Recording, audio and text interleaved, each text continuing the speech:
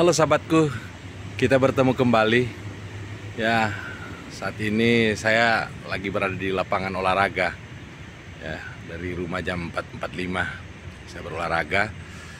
Dan ternyata sudah ada orang yang berolahraga dari jam 4:30.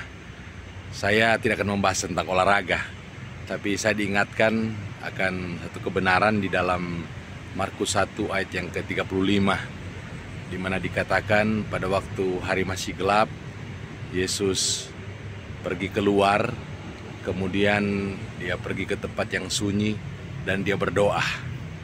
Kemudian Simon, Petrus, murid-muridnya mencari dia dan menemukan dia. Dan dia berkata, dia harus pergi juga ke kota-kota yang lain untuk memberitakan Injil. Dan akhirnya dia pergi mengelilingi seluruh Galilea dan memberitakan Injil di rumah-rumah ibadat. Saya mendapatkan satu kebenaran dari kisah ini, bagaimana misi itu dimulai dari hubungan yang intim kita dengan Allah. Dikatakan Yesus berdoa, dia membangun hubungannya dengan Bapa di sorga, sehingga dia diingatkan akan misinya. Dia datang ke dunia ini bukan untuk dilayani, melainkan untuk melayani dan untuk menyerahkan nyawanya menjadi tebusan bagi nyawa banyak orang. Dia harus melayani, harus memberitakan Injil. Dia tidak boleh diam di satu tempat. Dia harus pergi mengelilingi kota-kota yang ada di Galilea, di sebelah utara Israel. Dan dia pergi memberitakan Injil kepada mereka. Dia menyembuhkan orang yang sakit. Dia mengusir setan-setan. Kiranya ini juga yang menjadi pilihan kita pada hari-hari ini. Mari kita membangun hubungan yang intim dengan Tuhan lewat doa-doa kita. Karena lewat waktu-waktu kita berdoa, di situ Tuhan akan menaruh hatinya.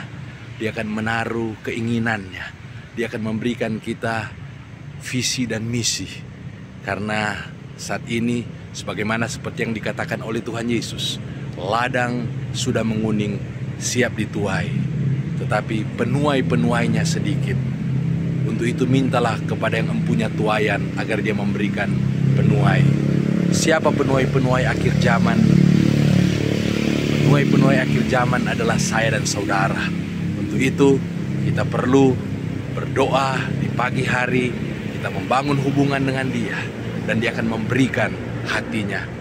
Hati Allah adalah hati misi. Dan saya percaya kalau dia yang mengutus kita untuk memberitakan Injil, dia juga yang akan menyertai pelayanan kita. Dia akan menyertai dengan tanda-tanda ajaib dan tanda-tanda heran. Seperti yang dia katakan di dalam Injil Markus. Dia katakan, pergilah, beritakanlah Injil kepada segala makhluk. Dan tanda-tanda ini akan menyertai kamu orang yang percaya. Puji nama Tuhan. Tuhan Yesus kiranya memberkati kita yang mendengarkan renungan ini. Semangat untuk menjalankan misi, bersaksi, mencari jiwa untuk Tuhan Yesus Kristus. Sampai ketemu kembali.